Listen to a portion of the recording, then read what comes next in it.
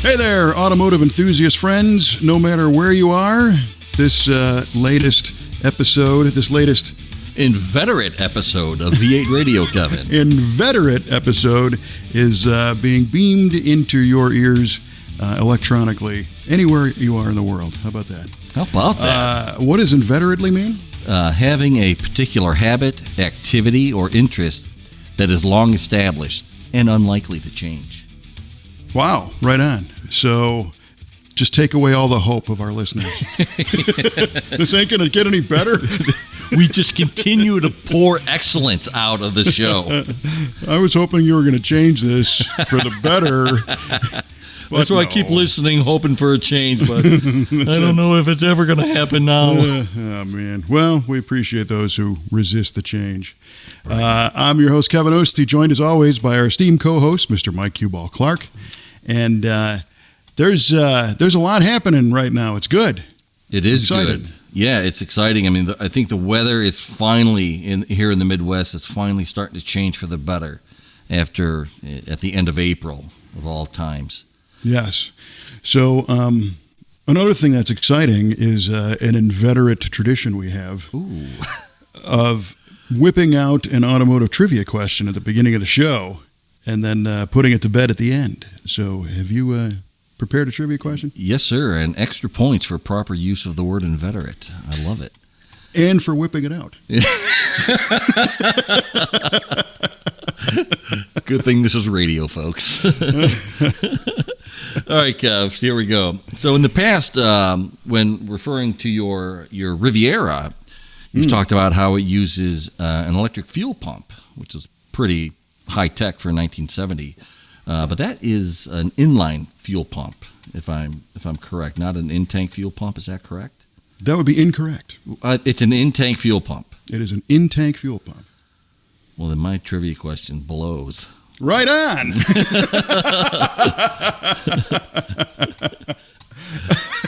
Because then my research was flawed. Oh, wow. So this was going to be, what was the first intake fuel pump? What was the first intake fuel pump? What GM model was the first to use an intake fuel pump? And what did you have? 1971 Chevy Vega. Yeah, no. But there is a good trivia question there because that Vega pump works in the Riv if you can find one as a suitable replacement. It's a Carter part number, I believe. Now. Well, right on. And right off for my sucky question. Well, this is an unusual situation we've never had. And this is not an inveterate type of question. Yeah, you thought this show never changed. What do we do in this situation? You thought we were going to zig and boom, we zagged. This is like a ground rule double here. This is like... well, I don't know. It is. Holy cow. And I don't have another one on the ready either. Oh, Michael, you are just batting 1,000. Well, all right. So for this episode only, this is an exclusive to our repeat listeners. We're just going to turn that trivia question into a short story time as an added bonus at no extra charge. How about that? Very good. Love it. Yeah. Free and worth every penny. That's right. So 69 was actually the first year of the in-tank electric fuel pump on the Riv. And they only did it 2 years. And then there's a lot of discussion about why and what and all that jazz. It seems like most people today that have these cars, it's fairly unusual to find one that still has the original electric fuel pump working. A lot of times you see that they've been replaced by an on-the-block mechanical pump. Mechanical pump, yep. Yeah, and people seem to curse these electric ones, and I keep telling them they're the way to go. They're so nice. Sure. Mine's original, so it's 52 years old. Still Pump's kicking. just fine, yeah. And it's only 38,000 miles of usage on it. True. But still 52 years of age on it. Right, and it stays cool in the tank, and... It properly serviced, and it's not hard to change. There's an access door in the trunk floor, so you can just unbolt that. Oh, how nice is that? You take the sender out of the top of the tank through the same hole, switch the pump out, and go back to business.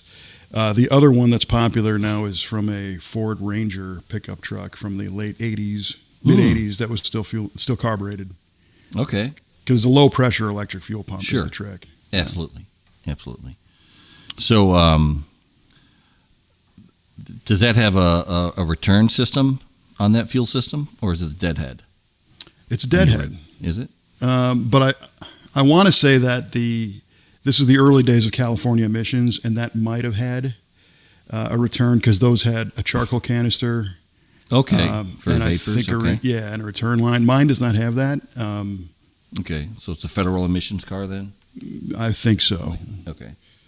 But yeah, so there you go. Well, there you go. Story time. Well, so everybody doesn't tune out. We do have a trivia question. I prepared one for you. Well, all right. Well, we'll get one question out of this episode anyway. And this is trivial. Oh, great.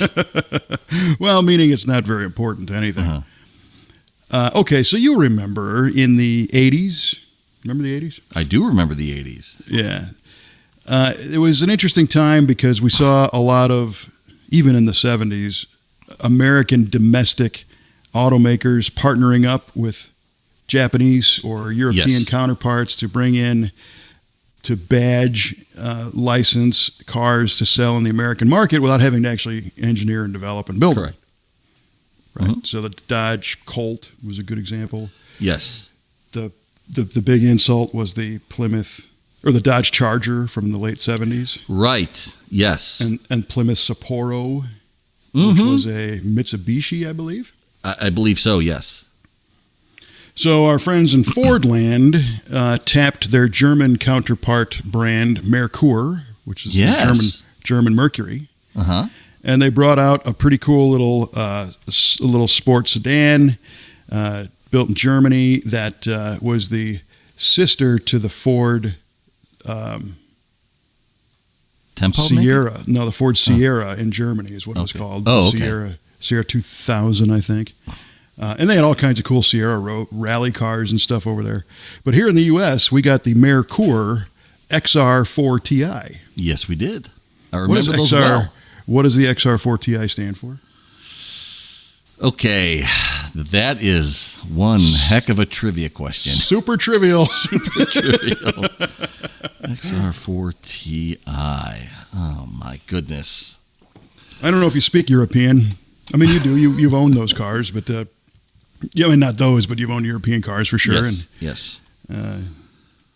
Oh, that is funny. I remember, when I was in the Air Force, I saw some Merkurs on the road, the XR4 Ti's, and I remember my girlfriend at the time, her friend, always thought that it said Xerati, not XR4 Ti. It's almost like they did, and that's a really great observation because it kind of looked like that. And of course, for the first year in the U.S., they had the dual wing on the back. Yes, the dual spoiler, and I think they toned that down towards the later production.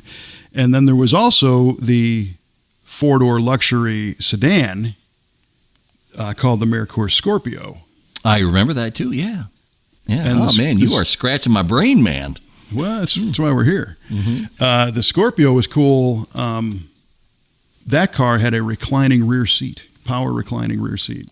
Wow. Yeah. And I think those were still 4 cylinders, maybe a turbo 4 and a 6, and you get a stick in them. And those are pretty neat little cars. Yeah, that is cool. All right, but getting back to the question here. Bought you some time there. Yeah, you did. I was using that time to try to think of something, too. I saw you scratching your brain. Yeah. So, all right, XR4 Ti, what does it stand for? I'm going to say experimental rear drive, 4-door. Ooh. Look at this guy deciphering this like a code. Yeah, right. The T is 4-speed transmission. I is injected. Okay, stand back. 4 speed. So the T's for the trans. I don't want to get any of this wrong here. So I'm transcribing. That's good because I got it all wrong for you. And Injected. All right. Outstanding answer. A lot of thought in that. Yeah. Cool. I mean, for as trivial as it is, it's a cool question. So, all right. Well, I've always wanted to know what XR4TI stands for, and we're going to find out at the end of the show. Today is your day has come. My day is here. Who's the lucky boy? I'm a lucky boy. That's it. Well, you still got a few more minutes of waiting until the pinnacle moment of your existence. Here it comes, man. Here it comes. I can't wait. I've waited 52 years. I can wait one more hour. All right. Well. Oh, man, I'm slap happy. That's okay. Allergy season. Speaking of the Riv, got to put some miles on it last week. You sure did. And I got my first little spin in that Riv last week. Was that your first ride in that thing? Yeah, man. It certainly was. Wow. So drove it from my house in the St. Louis region, Southern Illinois, up to Chicago for a guy's weekend and took the Riv. Our buddy Grady and I buzzed up there and met yourself and some cousins and had a really killer time. Yeah, it was an amazing time. Yeah, so typically when you come up on Friday night, Saturday morning is the day of our little event, and you typically kick it off with breakfast at a Chicago breakfast place. And I decided this year I'm gonna check this place out, and so we all get to have breakfast together for the first time. At the Alps. At the Alps on Elston and Irving Park Road in Chicago. At the Alps on Elston and Irving. Over by there. Irving Avenue. Irving Park Road. It's Elston Avenue. Yeah. What'd you think? It was good. And the food was great. And it is good. The company was even better. Oh, man, you sat at a different table. Mm-hmm. Yeah.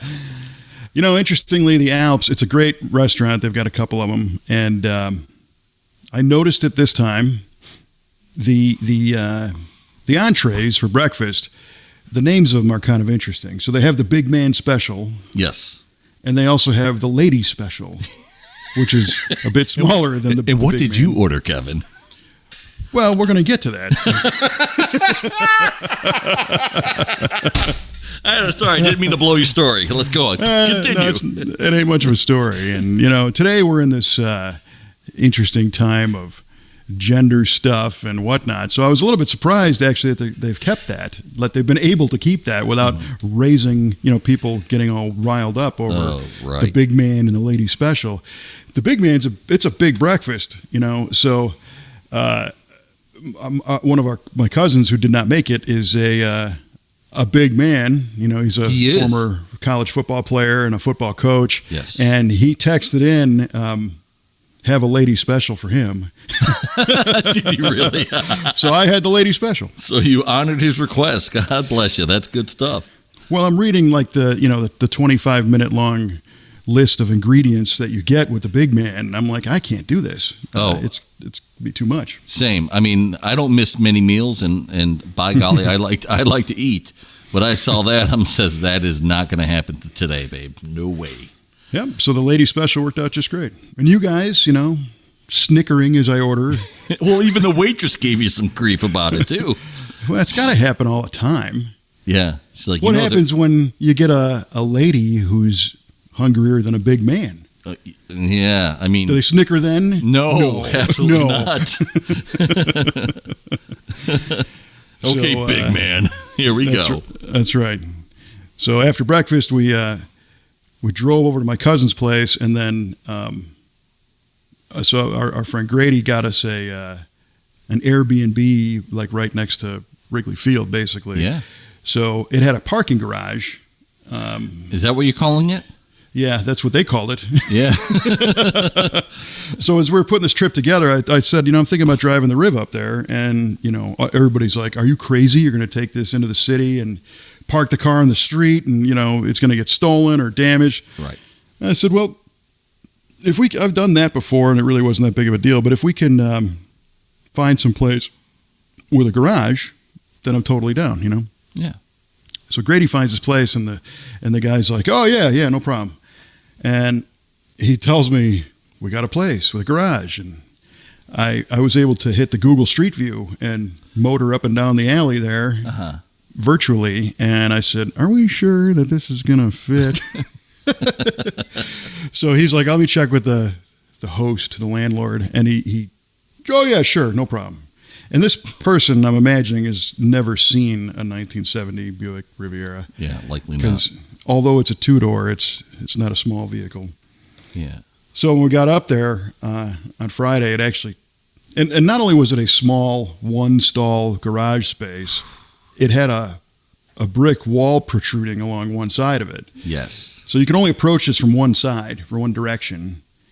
And it was raining like crazy, and it was dark, and it took us about 20 minutes to get the car in the first time. You know, if you had an XR4 Ti, it would have fit like nobody's business. I could have winged right in there. Yeah, exactly. Sure. Double winged right in there. Or if I, there's a lot of things I could have done. So the strategy was to, drove back, parked the car, and then, walked throughout our day. And took the advantage of an Uber later on and all that. So the car drove up there and then sat for the duration, and then we drove it back home.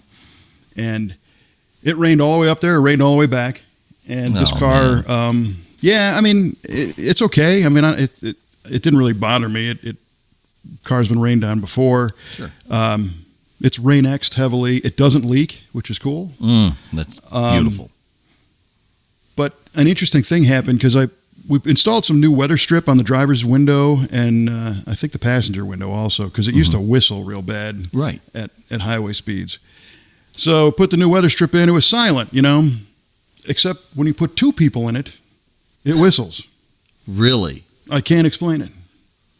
Wow. Because it whistled all the way up there and all the way back. And usually there's a little dance you can do. So when the weather strip is whistling, it's because you actually have a high pressure in the car and low pressure outside. Okay, people think it's the other way around. People think that the air is trying to get in the car. The air does not want to ride along with you. It wants to get out. Just like when air goes over an airplane wing, it creates that negative. That low pressure, sure. Low pressure. So it's drawing all the air out. So if you, sometimes you can manipulate roll the window up as high as possible. Right, a little tighter, yeah. Or close one door and then the other. Or roll the windows up at low speed and make sure they're seated. And then, because sometimes you go down the highway and it's quiet, you crack the window open and it never seals up again the rest of the trip. Gotcha. I tried all that. None of it worked. And afterwards, this morning, as a matter of fact, I achieved higher speeds than I did on that trip, dead silent. But I was solo in the car. Only variable. Huh. All right, let's analyze this. There was a crosswind for a little while. That was pretty heavy. I actually pushed that car all over the place. I really got to change the alignment specs. So I thought the crosswind coming over the top of the car was creating a vortex between the window and the top rain gutter ledge and maybe sucking it out that way. But there was a crosswind out there today. Got nothing. That is crazy. I mean, could two people be causing something to flex just enough in that car to change how that window seals against the weather strip? I was actually thinking the interior volume of the cabin. Oh, okay. You put two large objects in there, and now for some reason there's a pressure change because you got less airspace or whatnot. You should get a mannequin and test that out.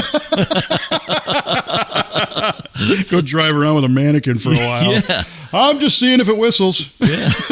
And then you can drive in the HOV lanes and all that stuff. Yeah. You might be onto something there. Mm-hmm. That's a big fine, by the way. Oh, yeah, for sure. Yeah, you get caught doing that. Mm-hmm. I remember people in California used to do that, and they would only do it once. Right on. So, we got 13.5 miles per gallon going up. Got 11 and change coming back. Get out of here. Yeah, it was pretty bad. Oh, brother, that hurts. And I'm, especially today, in this fuel price climate, I'm pretty convinced that thing got 15 to 16 a couple of years ago. That's what you were saying. Was that with the Quadrajet, though, right? Not the Demon Carb? that was with the Quadrajet. It's got a Demon on there now, which at highway speed, I mean, I guess the Demon, I don't know if it's got a bigger mouth than the Quadrajet did at highway speed, high vacuum situations or not. And this was tuned with a, with an air fuel meter. Right. But I don't know. We'll see. So that was a thing. And again, there was some headwinds involved and stuff, but I was hoping for a little bit better than that. Bad. Yeah. I don't know. And I was also running different oil. So there you go. Yeah, but will that have that big an effect? If it does, I'm pouring the old stuff back in. Because that was a Royal Purple HPS, which is a great oil. Is that right? Really super slick, full synthetic. And what's in there now is not a full synthetic because I was kind of breaking in my new oil pump and all that. So after the first change, a few hundred miles with the new oil pump, I'm going to change it to the full synthetic again. And then I guess I just got to come back and visit. Just come back up, man. Absolutely. Yeah. Mm-hmm. So we'll see you next weekend. Right on. That's Good right. Stuff. Next weekend. But yeah, that was a lot of fun. Yeah, that was a great time. I enjoyed. I love when you come up and we get to hang out and have a good time. And Grady just brings a whole new dynamic to the day as well. Yeah, for sure. Yeah. It was nice that the overall feel of the day was. Again, it rained, and then the Saturday was perfect. Weather was beautiful. Yes. Everybody was out. Windows are all open, and everybody was just like relieved to be out and enjoy the day. And it was also, in everybody's favor that we're at a bar across from Wrigley Field, and the Chicago Cubs won 21-0. 21-0. That is right. That's right. That was a club record. Yeah. For the biggest, the biggest number of runs in a shutout in franchise history. Yeah. So the mood was great, and everybody was happy. So it was fun. Yeah, that's great. And then the weather's been garbage ever since. Yeah, it's finally nice today, but this past week has been horrible. Yeah. So that was that trip, and you always learn something about the car when you do road trips and make a list of things that you come back and you're going to straighten out. In addition to that weather strip and the whatever the fuel situation is, got a couple of other little things to do here and there. Is that right? I got to get that alignment straightened out, and I've been waiting. I ordered that front sway bar in November of last year, and now we're in May, and it's still not here. Yes. And that's going to make a big difference, but. That's huge. What it is. God, by golly, what's the holdup? Are they still trying to mine the ore to just the world melt it down? And it's the current world. So I'm not a doomsday guy. I try to be, kind of positive. And last week I was on a phone call with Tom Gattuso from SEMA, and he's the guy that runs the SEMA show. And he said, "How's your shop doing?" And I said, "It's doing great. We're busy and moving right along." And he said, "How's the supply chain?" And I said, "Supply lines, I think, are actually loosening up. I think they're getting better. I think we're getting our hands on stuff sooner, and we're starting to hopefully get back to normal." And he goes, "Yeah, I don't mean to be that guy." He said, "But China's on lockdown, and there's over 500 ships waiting to get loaded there that are on hold until they unlock." China. So he said, get while the getting's good, because if any componentry is coming from over there, it's going to choke up again. So I hope he's wrong. It makes sense, but I don't know. That's rough. I mean, do we know why they're locked down? Well, they've had this COVID spike in China. Oh, have they? Oh, I didn't even know that. Yeah, we're over here just ignoring the hell out of that whole thing. Yeah, pretty much. Yeah. We're done with this. Over it, yeah. And over the past month and a half or so, they've really spiked to the point of locking down the citizens and shutting things down. So, oh my gosh. Yeah. You know what? A silver lining to that would be if we could get some more U.S.-based manufacturing spun up to counter that. Well, that would be wonderful, except for the challenge of all the piece parts that are made over there to make that happen here. That's true. And even, some of the raw materials, and I guess it's not quite as easy as, well, I'll just make it here, But that's the answer for sure. Yeah. I think. Yeah, I mean, with the global economy, I mean, these things are going to affect the globe when one of your partners is, out of the game for a period of time. So that stinks. And this is relevant because we have listeners on all 38 corners of the globe. All 38. So we're communicating right to you. So that's brilliant. Also, this past week, I had the fortunate opportunity to go do a career day thing with a local grade school. Right on. Was that a junior high you went to? Junior high, yeah, 7th and 8th graders. And it was really cool. So we have a customer who is an administrator at the school. And if you recall, it wasn't last year, maybe 2 years ago, we shared a video on a white 68 Malibu that our customer bought for her husband as a anniversary gift. Yes. And we found him the car and then did some fixes on it and helped with the surprise delivery. So that guy, her husband, is an administrator, and he's a good friend of ours. Cool. And about a month ago, he said, "Hey, do you want to come out on this Friday morning and do this career day thing?" And I'm like, "Yeah, sure." And then I completely forgot all about it, of course. It's not like you. No. Recently, it's almost been a little spooky because I think I've forgotten a few things along the way because I've got so much stuff in my head. I don't think there's much more room in there. Yeah. But I looked at my calendar and it said, "Hey, tomorrow morning you got to be there at 8:00." And whoops! I better figure out what I'm going to tell these guys. So I buzzed over to the school, and it was funny because it was a very well done presentation that they had in the gymnasium, and everybody had tables and like mini trade show displays. Yeah. Like a job fair feel. So you'd go through table to table. Mm-hmm. And of course I really didn't bring anything. So I got my laptop out of the car because I had that, and I fired up a shop tour video and had that looping. And then my buddy, the administrator, is like, "You need some props, because the kids are going to walk by and they don't know what you do." So luckily he's a car guy. He went in his office and brought out a couple 1/18 scale models and threw them on the table for me. Nice. So as the students would come through, they were kind of sheepishly looking around, and I would just hit them up and say, "Hey, you guys like cars?" "Well, yeah." "Well, what do you like?" And just kind of take it from there.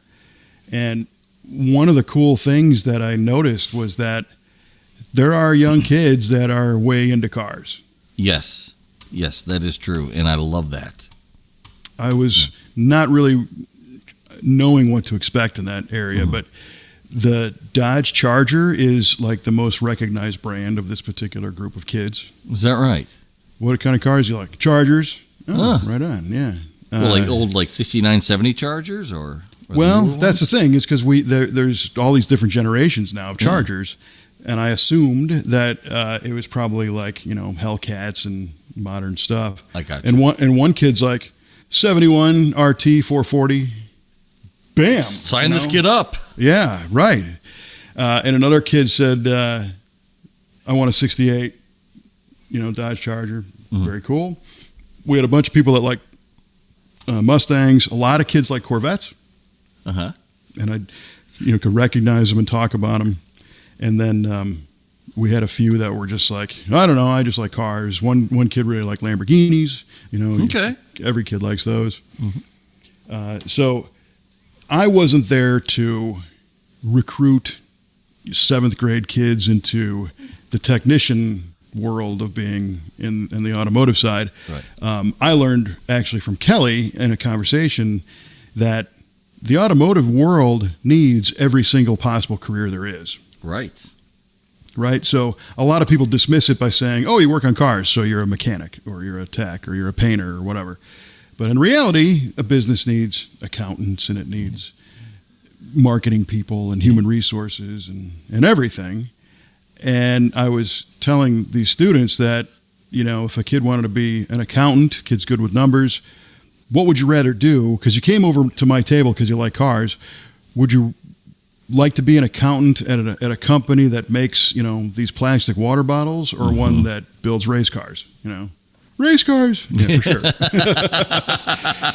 So they had never thought that way. They never thought. Right. And, again, 7th and 8th grade kids. But I was very surprised at their sophistication level. That's cool, man. And when I was in 7th grade, I was only 6 months into knowing how to tie my shoes. So there was no way of me saying what my career was going to be. Yeah. But I knew I liked, playing with cars. So I think a lot of them were like, oh, I can do this. And this one girl in particular came up, and her 2 friends were into cars, and they're looking at the video and asking questions. And she's kind of standing back, just kind of waiting for them. And I said, so what, are you into cars? Yeah, I think they're cool. And I said, right on. Do you have any idea of, a career of what, you might want to do? And she said, well, yeah, I'm going to go to law school. And I went, right on. And so she said, I got really nothing here. And I said, hey, wait a minute. Hey. You would not believe the amount of legal necessity there is in everything in the automotive world. And she's like, well, what do you mean? And I said, well, here's the big one. I said, you see this car on this video screen here? She's like, yeah. I said, you could go to law school, and you could be the person at some point that helps fight for our rights to keep driving these kinds of cars, because, maybe there's people that want to take them away. Well, why would they want to do that? And I said, well, you got to go find out. Yeah. So she's like, oh, and there you go. Now she's got the automotive industry on the radar screen. And I thought that was pretty cool. Yeah. I was expecting a bunch of EV conversations. Again, because it's a hot topic, and I don't know what kids are being taught or what they're exposed to, whatever. And really nothing. They really didn't care. Really? Wow. Yeah. Interesting. There was not a crusade to save the world type atmosphere there. They just thought, certain cars were cool, certain not. And then one young guy comes up, and he's like, you got a shop? And I said, yeah, we build these cars and everything. And he said, hey, and he's 7th grade. And he says, well, my dad's got a shop, and someday it's going to be mine. So can you help me figure out how to run it? I said, oh, boy. My wife, Kelly, is not here right now, but she's the one you want to talk to with that. Well, for sure. And it really kind of pivoted my whole thought process, because here's a guy who likes the cars but knows that at some point he's going to be a businessman. And I said, if I knew now. Oh, yes. If I was a 7th grade kid and somebody said, yes, learn all you want about cars on your own time, or take some classes or whatever, but also you want to take a couple business classes to learn a little bit about finance and a little about the responsibilities of being a business owner, what it takes, so that you can put the two together. And that's what this guy's going to do. So that I thought was cool. He has half the battle won already. He knows what he wants to do, what he's going to do. And now he has a lot more time to figure out how to do it. So good for that kid. Yes. Super sharp. So I approached my administrator buddy, and I said, hey, I don't know how this works today. I said, but do you know that little guy over there? And he said, yeah. And I said, okay, see if you can maybe communicate with the parents and let them know that we're happy to give him a tour, and them come through the shop and talk about, how this all works. And he's like, yeah, I'll see if I can get their permission, and, they'll reach out to you. And perfect. Cool. So, yeah. Oh, I hope he makes it. That'd be great. Yeah. Well, like I said, blow his mind. He's 100,000 years ahead of where I was. He's 100,000 years ahead of where I am now. Yeah. Well, I mean, it was cool to see. And then the couple of interesting terms. So 2 guys came up, and they were talking that, the one guy's dad had an old Chevy. Cool. Okay. And he said, I think it's an SS of some sort. And I said, yeah. And he goes, I don't know what kind it is. He said, I know it's an SS. He said, but I know it sits real low and it goes up and down. And he goes, I think it's a hydraulic car. And I go, okay. It's kind of a lowrider? I said, so maybe it's an Impala? And you would have thought that I predicted this kid's future. He's like, yeah, that's an Impala. How'd you know? How'd you know it's an Impala? Lucky guess, kid. Well, I said the hydraulics are popular on a certain kind of car, mostly in that era of Chevys. And it was just a wild guess. But, yeah, that's cool. So at the end of the day, the other thing that I thought was really great was everyone, except for the girl who wanted to be an attorney, every one of the kids that I talked to had a personal experience with cars by working on them or hanging out with their brothers or their dads or their uncles, really solidifying that this is a full-on family engaging activity. It's something you can do with the kids and mom and dad and whatever. And they liked doing that so much that they want to continue to do it and possibly for a career. Man, that's good. They keep pushing it along to the next generation. That's great to see. Well, and not even just that it's take the car thing out of it. Mm-hmm. How many people, so you've got, your two daughters. Mm-hmm. How many activities do you do with them that they're so enthusiastic about that they want to do for a living because of your time with them? None. Right. Most kids are like, Mom, Dad, I don't want to do that, or, Zero. They couldn't get enough of it. These guys were, and the one kid was an 8th grader, and his dad taught him how to weld, and, he built a go-kart. That's solid. He just wants to get home at the end of the day, and hopefully his dad's got enough, energy in his tank to go out in the garage and work with him, and that was really neat to see. That is really neat to see. Yeah, my kids they've been down an art path forever, and I've seen your art. I am the anti-artist, for Pete's sake. I can't even draw a straight line, for crying out loud. So, yeah, they definitely get that from somebody other than me. Yeah. But like those kids, they see that as their potential career path, is doing something that they can make a living at, which is even more so than what I thought I could do at that age. I had no idea. Yeah, well, it's good that they're good at something and see a future there, Yeah, for sure. And there was also one 8th grade girl who came up, and she's looking at so on my little desktop there, I had a die-cast 69, like a Yanko Chevelle. And then there was a die-cast 57 Chevy, like one of those muscle machines with the blower and the whole thing. Yeah. And then my laptop is showing videos, and at this point it's showing a video of like a C3 Corvette and then that 57 Ford wagon with the big motor.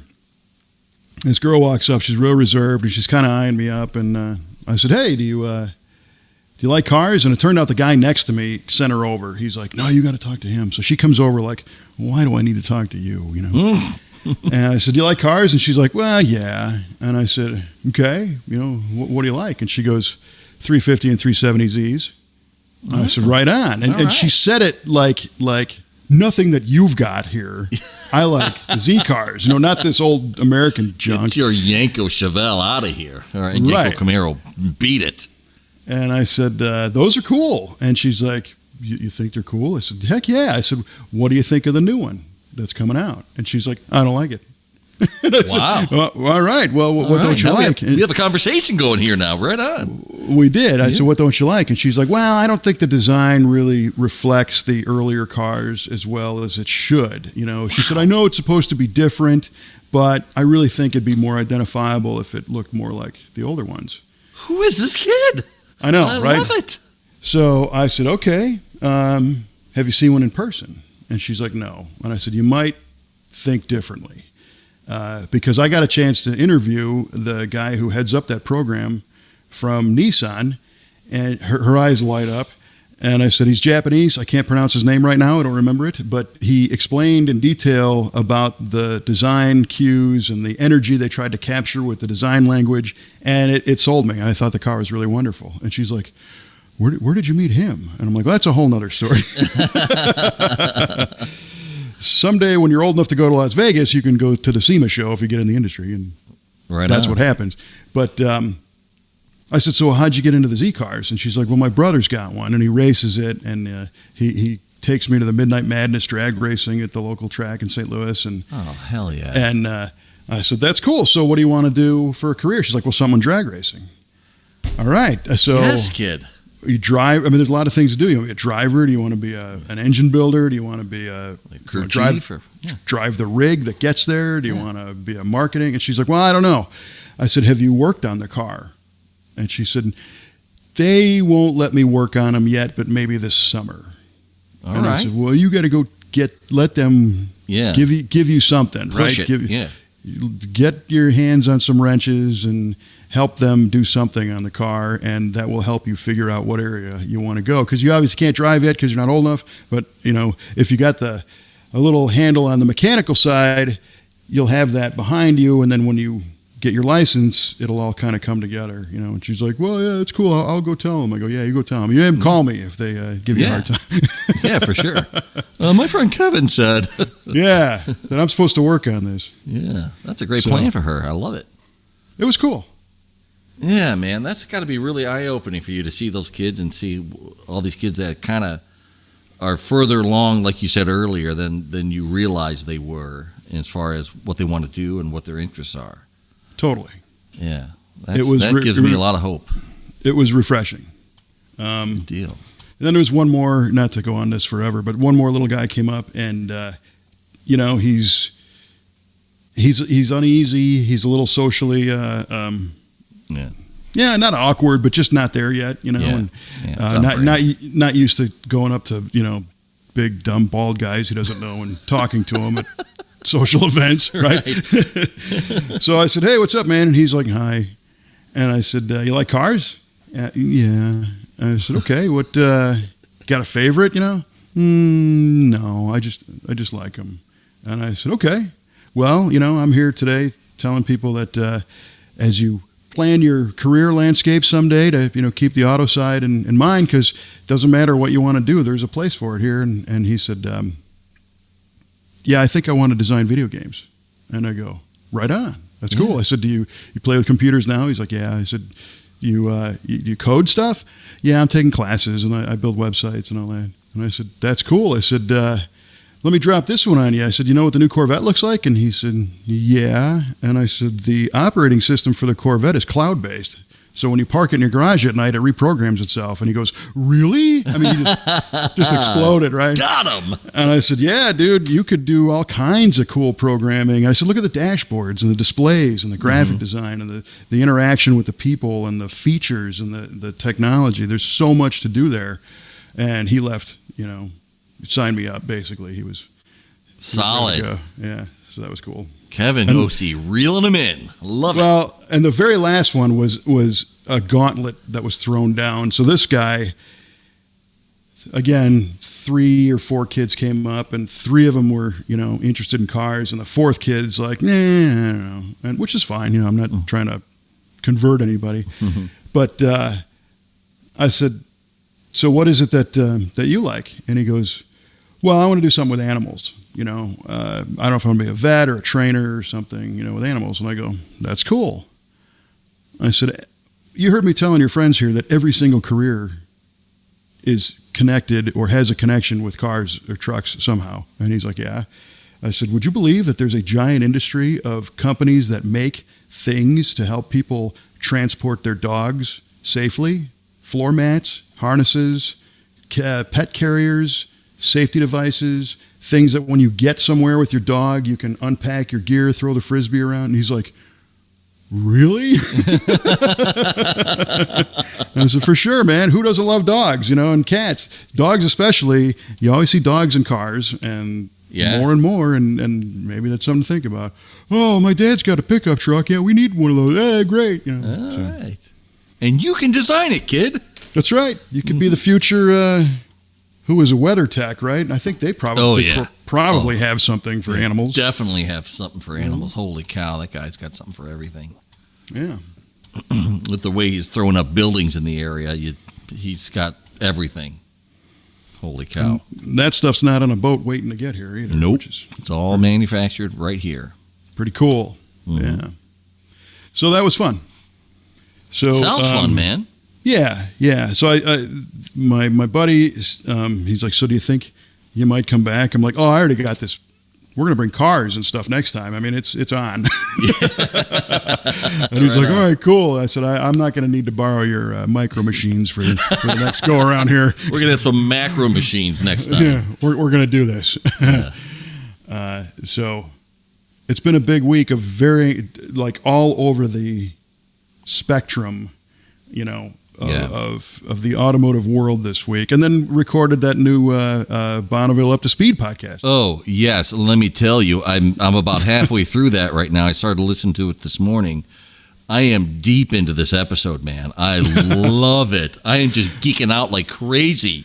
Listening to all this tuner stuff. I could geek out and listen to that all day because I love the whole tuning process. And you're talking about the Spintron. And how the most of your exhaust note comes from the exhaust valve, not necessarily the engine. Yeah. That is it's blowing my little mind. Well, I'm so glad because, there's kind of a place and time for all these topics. In this particular episode, we talked to Scott Clarke, not related to you. No relation. But Scott is a smart guy. He's a tuner, calibrator, and he works with Team Vesco on their turbine-powered streamliner. Have you gotten that far into it yet?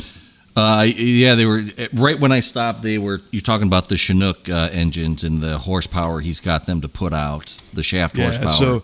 So these things, this crying out loud.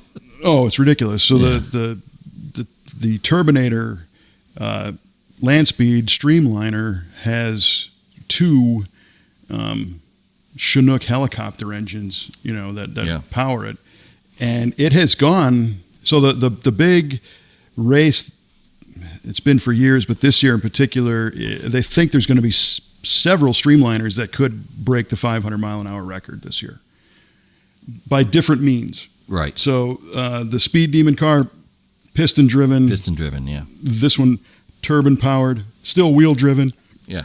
None of these are thrust like jets or rockets. Can't have those anymore. Like the Blue Flame or anything like that. Right. Yeah. And the Turbinator has gone 503 at an exit speed a few years ago, but it didn't set the record. It didn't turn around and back it up. So you'll get into the rest of that story in that episode. So if you're interested in some really cool,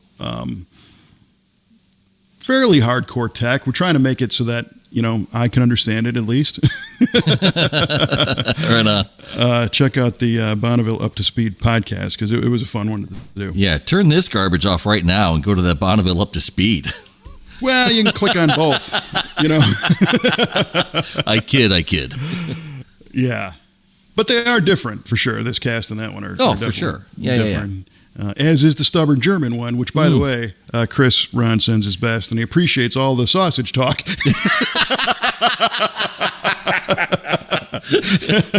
Right on. Good. I'm glad he heard that. He said he thought that was funny, which it was. This is not my sausage. This is my sausage. Oh, that's good stuff. I love it. This is not my sausage. And I guess that's a little bit of a challenge to if you do multiple media to make sure it's not the same thing everywhere. Sure. But it's been fun to be able to do. Well, they're three very separate entities, so yeah. It should be easy. I mean, I say it should be easy, but it should be easy enough to have original content for all three. Mm-hmm, mm-hmm.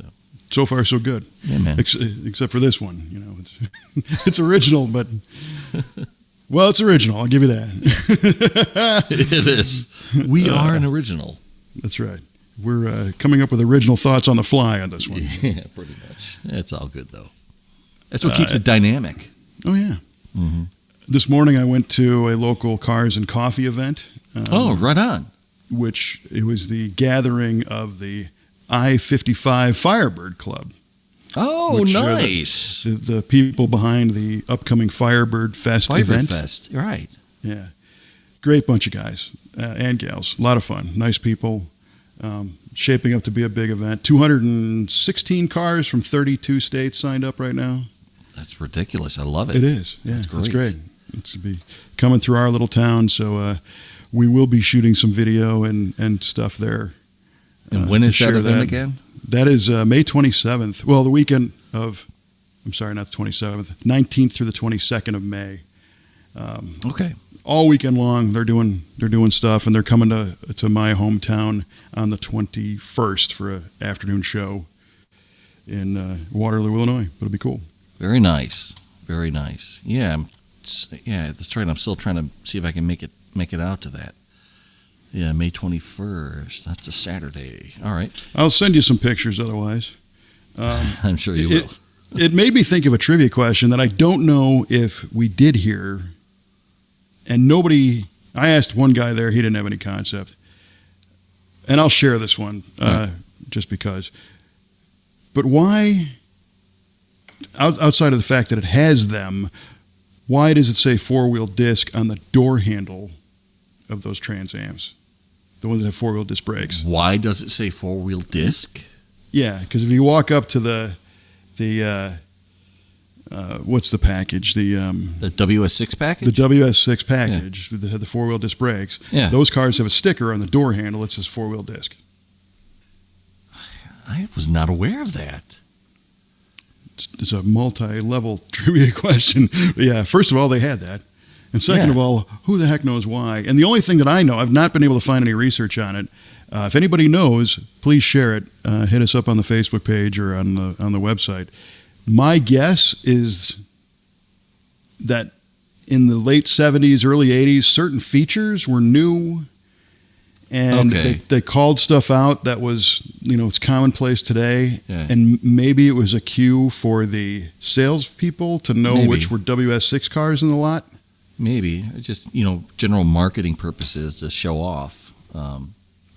Emphasize something. So like the one question we did have about radio-tuned suspension. That's right. That's another one. Yeah. But that was inside the car. That was inside the car, right. Ford had, do you remember like the Fairmonts and even the Lincolns that had the sticker in the backside window that said automatic overdrive? No, I don't remember that. But they had overdrive badges in the windows. Huh. Well, now I want to buy one. Yeah, he gets overdrive. He gets better gas mileage, quieter ride. This man is overdriven. Yeah, that's for sure. And I got some insight from a gentleman at a company called Built Right Converters. He's a torque converter guy locally. He builds high performance converters and a lot of transmission work and whatnot. And I drove my Riv, and we were talking about the Riv and the road trip I took. And he's like, "What kind of gas mileage?" and blah blah blah, what gear? And I said, I'm really leaning more towards this car getting some kind of an overdrive at some point, because even with a 307 gear, you heard my mileage numbers, it could benefit. And he's like, "Well, what are you thinking?" And I said, it's an analog car, so it's carburetor, it's got a turbo 400. I don't know, a 700 R4 you can't get with a Buick Pattern. So, right. Well, 200 R4 you can. 200 R4, and I've got one, and it's on the shelf for you still. Right. If you need to use it, use it. Well, but here's the thing that we both need to consider. He said, 204Rs are kind of a different animal. And I said, interestingly, around here, a lot of transmission builders don't want to take them on. Really? And he said, yeah, they don't. And he said, I'll tell you why.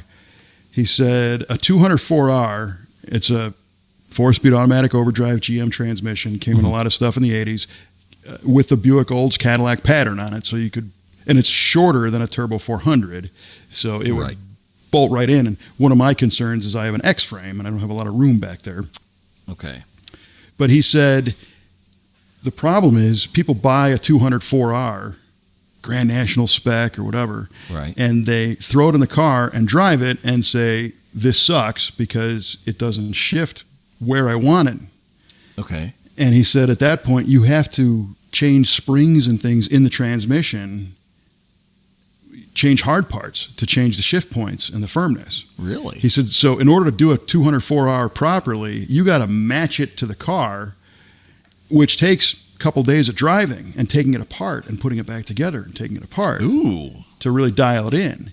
And he said a lot of people aren't that patient or don't understand that, and they just put it in and go, I hate this thing. And then they blame the builder, saying, you didn't get it right. It's like there's really no way to get them right without a lot of effort. Mechanical calibration later. So he said, maybe you just want to get an electronic 4L80E. And I said, yeah, I didn't really want to get the controller, but maybe if I have to, I have to, I got you. That bumps me out. Or maybe you just go with the gear vendors at that point. Could do that too. But for me, a gear vendor might not be the option because of that X-frame. X-frame, right. Room. Your car would be fine. Easy. Kit for it. Falls right in. Yeah. So that was interesting that I learned.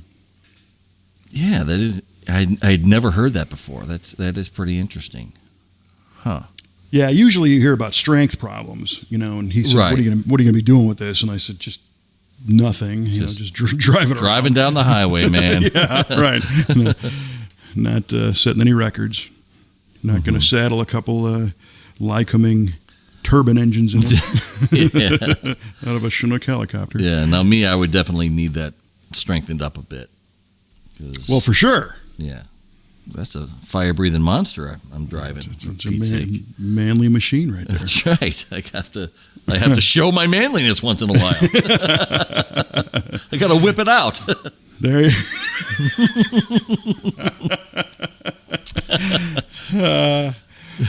Well, on that note, I think we should whip out the singular answer. To our trivia question. Now, I had another thought about that. Oh, yeah. Now you want to go back, huh? No, I mean, my answer stands, but I'm thinking that this is a Kevin Oeste trick question, and XR4TI doesn't stand for anything, but we're going to find out. Always that possibility. Yeah, always. So it just didn't come to me soon enough. There are some good examples of automotive things that don't stand for anything. I'm trying to think. There was or words that don't mean anything. Of course, we see that all the time now with all these mostly Japanese imports that are just made up words.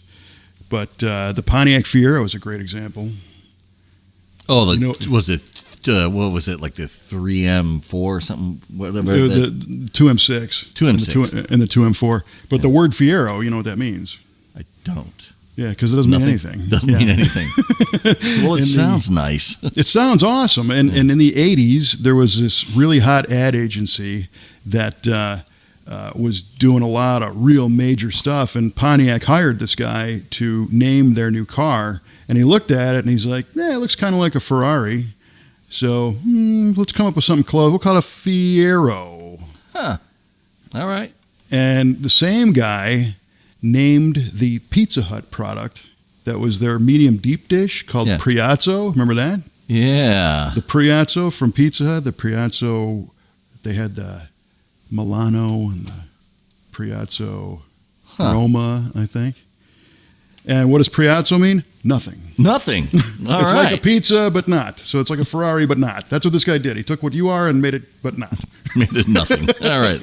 Took nothing, made it something, but means nothing. Right. That's great.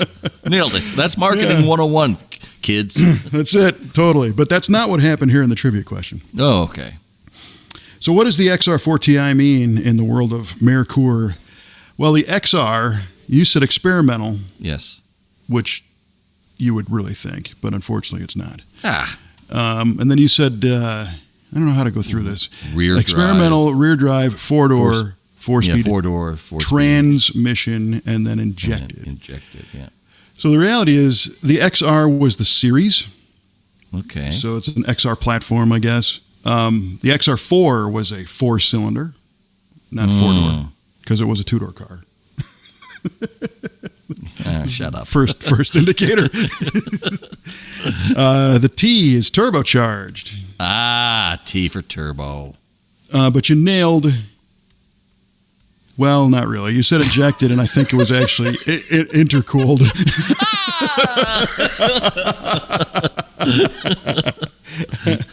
Son of a biscuit.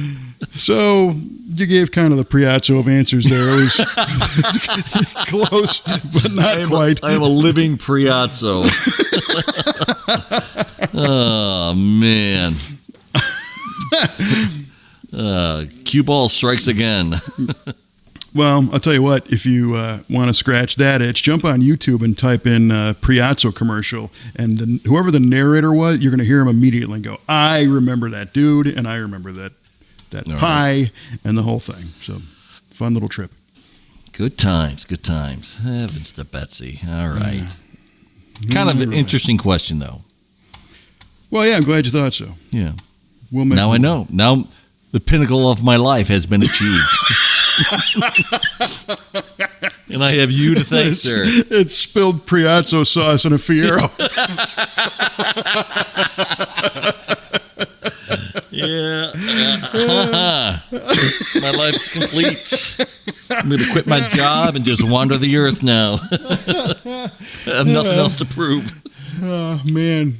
I don't even have one of those pinnacle moments yet, so looking forward to the letdown myself. Right on. And I hope I get to be there for that. Yeah, for sure. Well, maybe I'll drive the car up there. All right. Well, this was fun. Yeah, man. Kind of all over the place, but thanks for hanging with us. If you like this kind of stuff, we're going to have most likely more nonsense next time. Yeah. You can hit that magic subscribe button, and this enlightening show will be beamed right to your email doorstep every time we put one out. There are a whole bunch of people to thank, too. Next time, I think we'll do a list of some listener commentary and stuff. We got some shout-outs to do and whatnot. So, well, right on, man. That's about all I got. That was my brain dump for this week. All I got is Priazzo. There you go. All right. Well, thanks for tuning in to the V8 Radio Podcast. For Mr. Mike Q-Ball Clarke, I'm Kevin Oeste, reminding you, don't spill the Priazzo in your lap because it's hot. Viero.